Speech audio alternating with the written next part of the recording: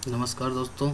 मैं सीधे पॉइंट पे आता हूँ। जैसे कि आप देख पा रहे हैं, मनरेगा में सेवन रजिस्टर संधारित करने के लिए जो गाइडलाइन आई हुई है, उस पे पहला रजिस्टर है आपका register for job card application, job card registration, job card issue, house hold employment report. इसके लिए दोस्तों हमको आसान तरीका ढूंढना होगा कि हम कहाँ से कैसे रजिस्टर संधारित करें। आप इसमें देखेंगे, इस पे लिखा हुआ है आगे। रजिस्टर का फॉर्मेट ऐसा होगा, कवर पेज ऐसा होगा, ऐसा। और रजिस्टर 1 का पार्ट ए कुछ इस तरह से होगा, पार्ट बी कुछ इस तरह से होगा, पार्ट सी कुछ इस तरह से होगा, पार्ट डी कुछ इस तरह से होगा। अब इसमें पढ़ने के लिए दिस रजिस्टर है 4 पार्ट, ए बी सी और डी। इसको क्वार्टरली बेस पे बनाना है, तिमाही बेस पे। और इस रजिस्टर को हम डायरेक्ट कॉपी कर सकते हैं पोर्टल पे जाके, मनरेगा पोर्टल पे जाकर के। मनरेगा पोर्टल में जाकर के स्टेट खोलेंगे, मध्य प्रदेश खोलेंगे, जैसा कि हमारा राज्य मध्य प्रदेश है। और सर्विसेज अवेलेबल बता रहा है, लेकिन नहीं चलेगा।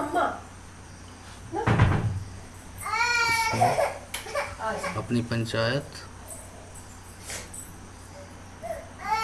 जो पंचायत है वो, इसमें ये देखें रजिस्टर में register number 1 part A, register number 1 part B, register number 1 part C, register number 1 part D.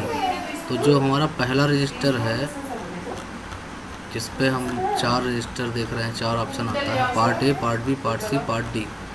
ये चारों रजिस्टर का एक रजिस्टर संधारित होता है। तो इस रजिस्टर को हम डायरेक्ट पोर्टल से ही डाउनलोड कर सकते हैं। पोर्टल से डाउनलोड कर सकते हैं इस रजिस्टर को डायरेक्ट। पार्ट ए को डाउनलोड कर सकते हैं, पार्ट बी को डाउनलोड कर सकते हैं, और पार्ट सी को भी डाउनलोड किया जा सकता है। वर्क रजिस्टर 7 रजिस्टर में दूसरा है ग्राम सभा रजिस्टर, स्पेशल सोशल ऑडिट ग्राम सभा रजिस्टर। तो ये दोनों रजिस्टर हमें अपने से बनाने पड़ेंगे।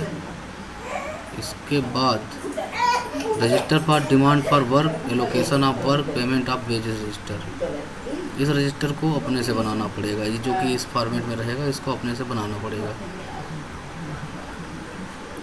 4th रजिस्टर है register for work. Register for work को हम डायरेक्ट डाउनलोड कर सकते हैं यहाँ से, वर्क रजिस्टर से। और वर्क रजिस्टर में जाकर के ये जो फॉर्मेट मिल रहा है, wage payment detail, material payment detail, skill payment detail, इसमें वर्क रजिस्टर में जाएंगे, क्लिक करेंगे। वर्क रजिस्टर में क्लिक करने के बाद जैसे ये खुला, तो इस काम को क्लिक करेंगे, वर्क रोड को क्लिक करेंगे, तो इस तरह से ये पूरी डिटेल दिखाने लगेगा। मास्टर रोल नंबर, इससे इतना रुपये पेमेंट हुआ, टोटल बेस पेमेंट इतना, मटेरियल पेमेंट इतना। वर्क रजिस्टर, मटेरियल रजिस्टर और कंप्लेन रजिस्टर, और part A, part B, part C, part D register, ये 7 रजिस्टर यहाँ रजिस्टर से मिल जाएंगे। बनाने के लिए ग्राम सभा रजिस्टर और fixed asset register. Fixed asset register बनाने के लिए, जो कि 5वां रजिस्टर है, जिसको स्थायी परिसंपत्ति रजिस्टर भी कहा जाता है। स्थायी परिसंपत्ति रजिस्टर बनाने के लिए लिस्ट ऑफ वर्क उठाएंगे, ऑल श्रेणी उठा करके ऑल करके फाइनेंशियल ईयर में भी ऑल करेंगे, फाइनेंशियल ईयर में भी ऑल करेंगे।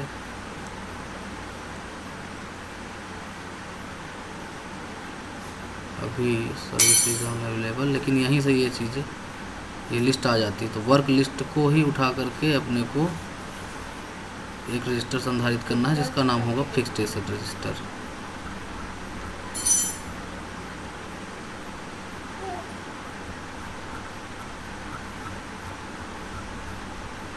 कंप्लेन रजिस्टर, और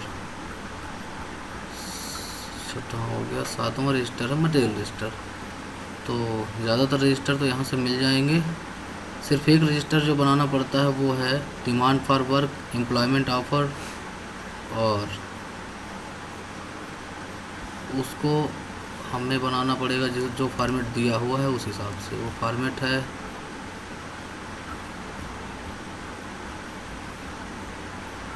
ये, इस फॉर्मेट पे बनाना पड़ेगा।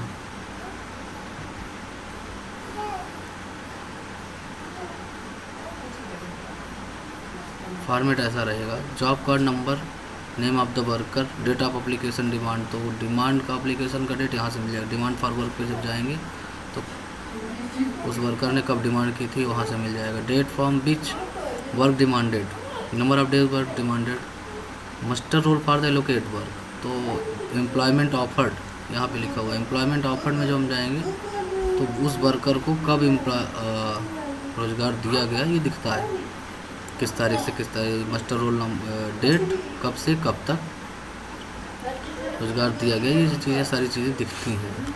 कि जैसे जॉब कार्ड नंबर 134, तो ये एप्लीकेंट ये इस डेट पे रोज़गार दिया गया। और total number of days work पर हाउस होल्ड, कितने दिन तक टोटल वर्क के लिए, कितने दिन तक टोटल वर्क किया। Date of base payment date, base payment date देखने के लिए मस्टर रोल पे जाना पड़ेगा कि उसका पेमेंट कितना हुआ है, वर्कर को उस मस्टर रोल से कब कितना पैसा मिला है। तो वो चीज़ तो यहाँ से ही मिलेगी कि जैसे आपका नंबर 10 है तो हम देखते हैं कि इसको ये डिमांड डेट है, और ये यहाँ से भी demand date, offer date, demand कब से कब तक की गई थी, कब से कब तक का रोज़गार दिया गया, और कब से कब तक का रोज़गार दे करके मस्टर रोल के तहत भुगतान किया गया। अब उस भुगतान की तिथि देखने के लिए 50-56 भुगतान किस डेट पे हुआ है खाते में, वो भी इस पर क्लिक करने के बाद शो करेगा। अभी शायद सर्वर में कुछ प्रॉब्लम है इसलिए ऐसा हो रहा है। वो डेट भी दिखता है कि किस डेट को, जैसे 24 जून को भुगतान हुआ है तो वहाँ पे हम ये डाल देंगे कि इस तारीख अमाउंट पेड इतना, और डेट ऑफ बेस पेमेंट इस डेट को इतना भुगतान हुआ। ये रजिस्टर कुछ इस तरह से बनेगा। तो सातों रजिस्टर बनाने का सबसे सरल तरीका मैंने आप सबको बताया। बहुत बहुत धन्यवाद।